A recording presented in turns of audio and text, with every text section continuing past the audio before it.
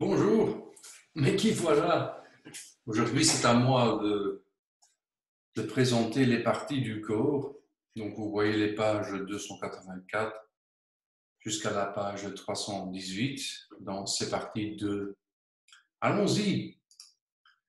Alors, les parties du corps à la page 285, 285, c'est le corps humain.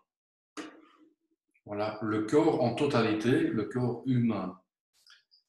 Commençons d'abord par les yeux. Il y a un œil et les deux sont les yeux. Mais disons que les personnes aux yeux verts sont extraordinaires. C'est une petite rime, mais le regard, c'est extraordinaire. Ensuite, les trolls en Norvège. La Norvège, donc le nez, Picasso aurait dit il a un nez prononcé, l'oreille, elle aussi est prononcée, la dent et les yeux bleus. Malheureusement, les trolls ne sont pas extraordinaires. Le troll n'a pas de yeux verts. Ensuite, vous avez reconnu Miley Cyrus, la langue. Voici, la langue a deux traductions. Ici, la langue, elle tire la langue, mais la langue, c'est aussi la langue que vous parlez. Par exemple, le néerlandais, le français, l'allemand, l'anglais sont des langues que vous parlez. Donc, deux traductions. Deux. Ensuite, les cheveux. D'accord, mais on ne voit plus le visage. Donc, le visage est caché. Ça, c'est un sèche-cheveux. Et voilà les cheveux bruns. Donc, cette femme a les cheveux bruns. Ensuite, la tête et la gorge. La tête, on peut dire, qu'est-ce qu'il y a dans la tête de Donald Trump, par exemple? Qu'est-ce que vous avez en tête? On peut avoir mal à la tête, mais on peut aussi avoir mal à la gorge. Voici la partie du corps humain, c'est la gorge. Il a peut-être une angine, on ne sait pas. C'est la gorge. Ensuite, la main et le bras. Et je lis avec vous la main droite. On prononce bien le T et vous savez pourquoi. Sur le bras gauche. Mais ici, c'est la main gauche sur le bras droit. Donc, la main droite, le bras droit. Ensuite, le bac et les doigts dans le nez, il y a deux mots. Le doigt, un doigt, donc vous levez le doigt si vous avez une question. Et le nez. Les doigts dans le nez, c'est une expression intéressante en français. Ça veut dire quand il y a quelque chose qui est très facile, on peut dire mais oui, j'ai fait le test, les doigts dans le nez, donc c'était très facile. Ensuite, c'est une photo extraordinaire, super. Vous voyez donc une athlète qui fait le triple saut. Le triple saut en néerlandais is hinkstapspringen. Le triple saut. Donc vous voyez la jambe, le genou et le pied. Extraordinaire, cet athlète. Et puis on peut aussi quand on doit rester dans le côte, on peut se muscler le dos. Voilà le dos. Donc cet homme a les épaules bien musclées, les épaules, le dos et les bras bien musclés.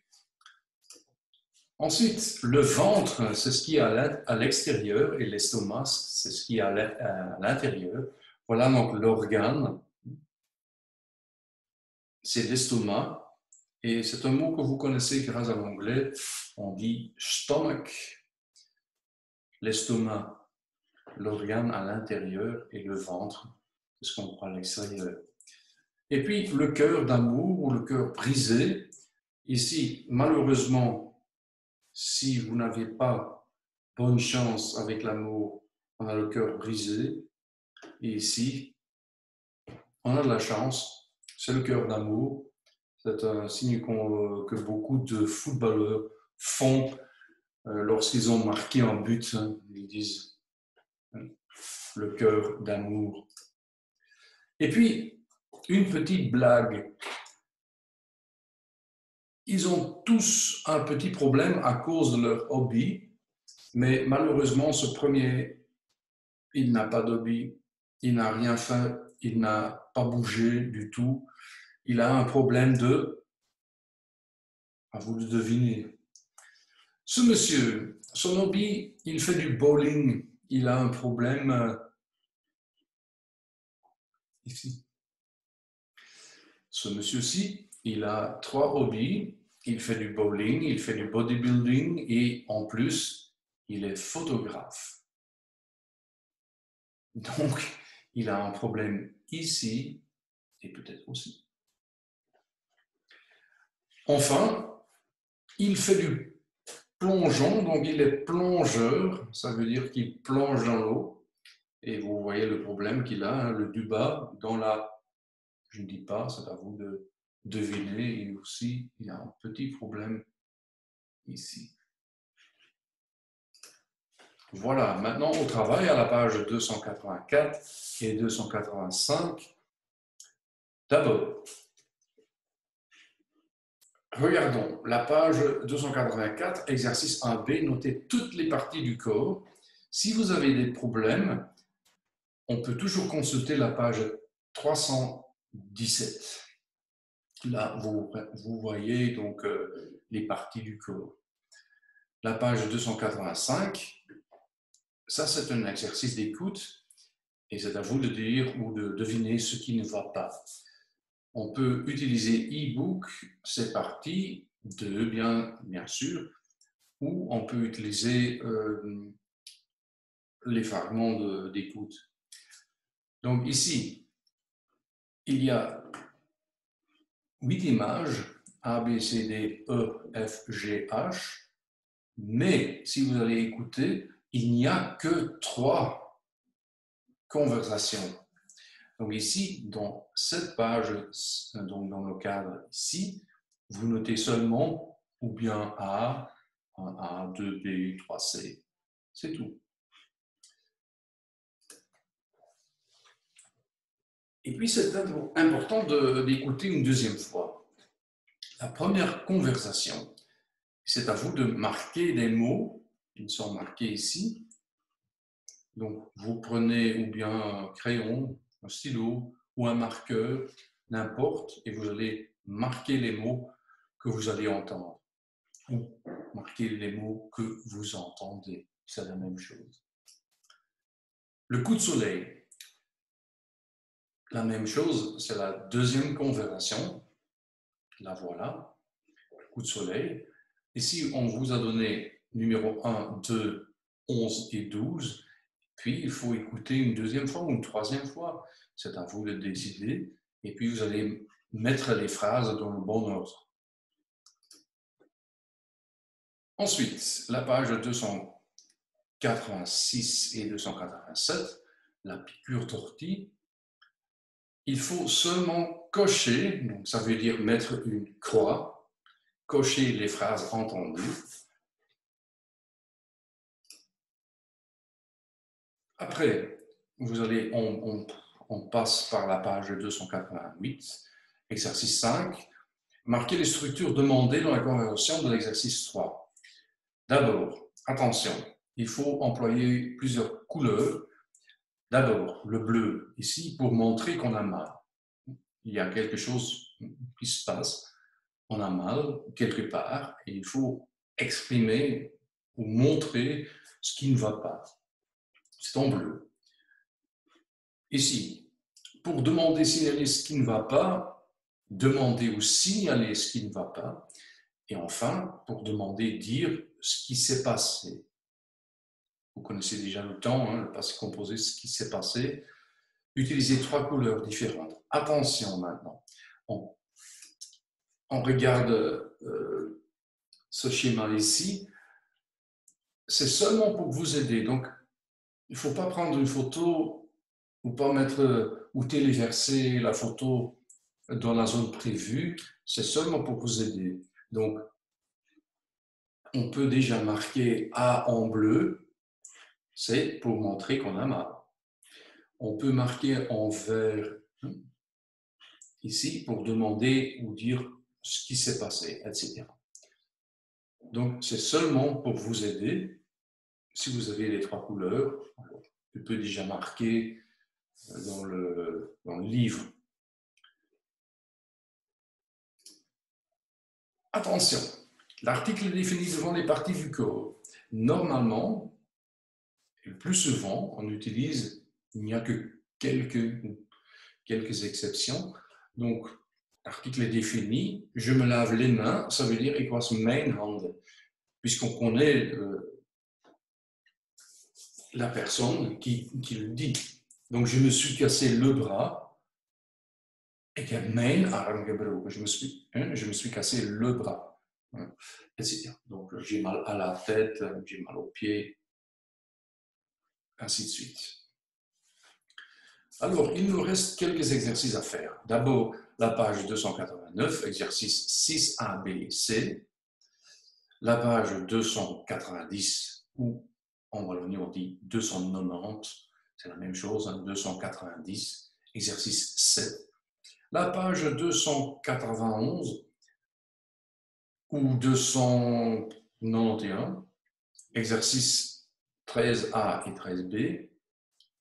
Ensuite, la page 292, les bons gestes, cochez le ou les bons gestes. Et dans ce cas-là, si vous allez consulter la page ici, vous allez remarquer qu'il y a parfois plusieurs possibilités. Donc, c'est à vous de décider quels sont les bons gestes ou quel est le seul bon geste. Le ou les bons gestes. Finalement, la page 293, exercice 14 et finalement exercice 15, mais c'est pour plus tard. Consultez les pages 314 et 315. Alors, c'est aussi une expression, mieux vaut prévenir que guérir, beter voorkomen dan genezen. Prévenir, vous connaissez déjà le verbe venir, prévenir, c'est avant, et guérir, genezen. Ensuite, les premiers secours, en néerlandais, on appelle ça EHBO, et voilà le logo en français des premiers secours. D'abord, quelques expressions très importantes, c'est il faut se laver les mains. Il faut se laver les mains 6 fois par jour avec du savon, il y a de l'eau, c'est le robinet, donc il y a du savon, et parfois il peut aussi y avoir d'autres choses. Et c'est peut-être une solution hydroalcoolique. Et après, on en utilise la serviette. Puis, sécher, c'est un verbe que vous connaissez probablement. On peut se sécher les cheveux avec une serviette, bien sûr, mais il y a aussi une possibilité de sécher autre chose, par exemple les fruits. On peut sécher des fruits ou le linge ou un bouquet de fleurs.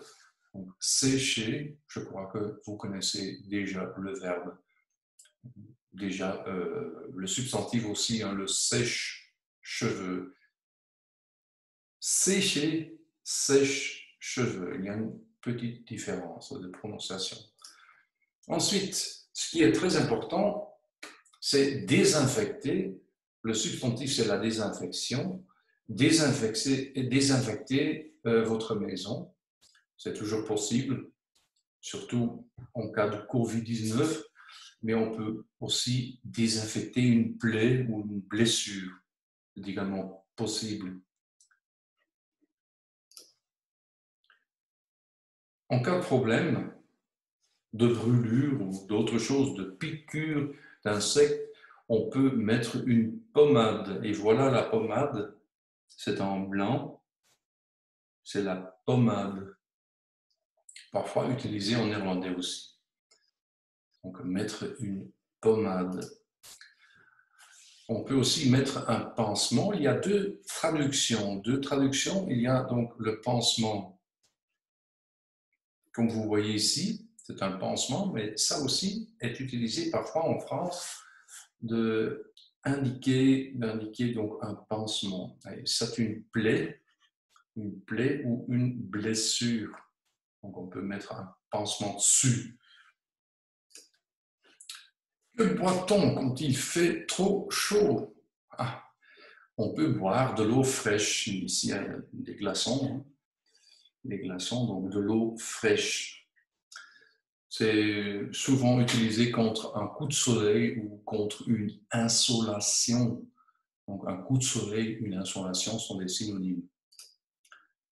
Comment se protéger? Se mettre à l'ombre, se protéger contre le soleil par exemple. On met un parasol, un parapluie, et voilà l'ombre.